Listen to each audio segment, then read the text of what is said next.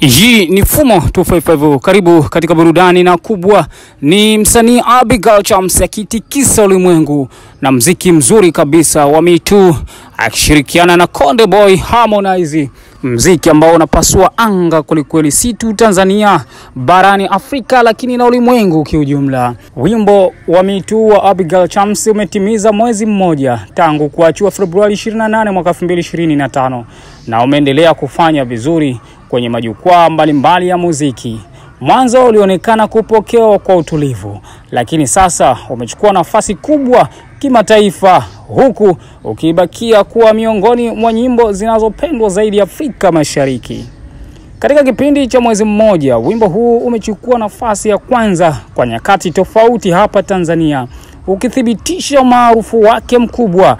Mpaka sasa video ya Me Too imetazamwa mara milioni 4.5 kwenye YouTube, ikiwa video ya pili ya Abigail yenye watazamaji wengi baada ya Nani aliyoshirikiana na Mario, ambayo ina watazamaji milioni 11 ndani ya miaka miwili pekee. Kwenye jukwaa la Apple Music, Me Too unashika nafasi ya kwanza Tanzania, nafasi ya pili Uganda, na nafasi ya 8 Kenya, jambo linaloonyesha kuwa muziki wa Abigail unazidi kusambaa kimataifa.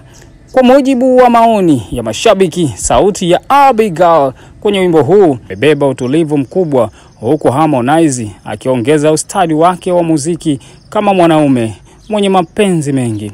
Video yake haina mambo mengi, inaonyesha wawili kama wahusika wakuu, jambo ambalo limeongeza upekee wa kazi hii.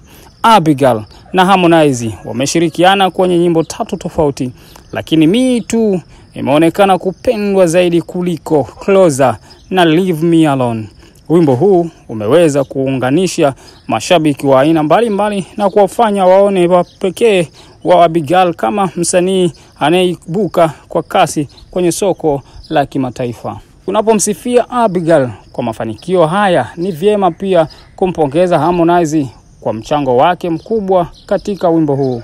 Uwepo wake umeongeza mvuto wa Me Too, na kwa pamoja wameweza kupeleka Bongo Flava kwenye viwango vya kimataifa. Mashabiki wengi sasa wanamfananisha Abigail Chams na Vanessa Mdee, wakiamini kuwa anaelekea kuwa msanii wa hadhi ya kimataifa kama V-Money. Ikiwa ukuaji wa wimbo huo utaendelea na mwelekeo huu, huenda ukawa ni kolabo kubwa zaidi ya Bongo Flava mwaka huu, kulingana na umaarufu wake, kulinganisha na nyimbo nyingine za shirikiana.